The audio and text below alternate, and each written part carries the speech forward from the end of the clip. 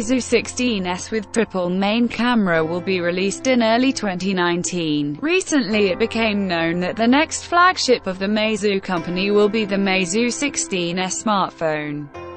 Its key feature should be the main camera, the new generation mobile processor Snapdragon 8150, and support for 5th generation networks in the most advanced version. It is expected that the new products will be presented closer to the spring of next year.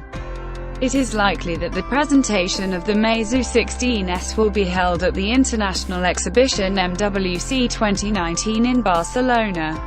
The device will compete with the Samsung Galaxy S10, Huawei P30 and other top mobiles, which will also be shown there. Until now, Meizu engineers have refrained from cut-out displays. Over the past 6 months, we have seen a large semicircular recess at the essential phone, like the latest Android flagships like the OnePlus 6T. The round-shaped fingerprint scanner in the case of the Meizu 16S is located under the main camera. At the bottom of the smartphone renderer, you can see the USB Type-C port for charging and connecting to a PC, the main speaker grille, right, the microphone hole, left, and even the classic 3.5mm jack for headphones and a headset. The latter option will definitely please those who are accustomed to conventional wired headphones and do not want to put up with uncomfortable adapters.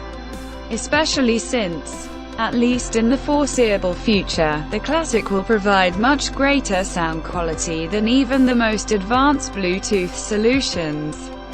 Some online publications were quick to write that the release date for the Meizu 16S was allegedly scheduled for December 2018, although it is hard to believe in this.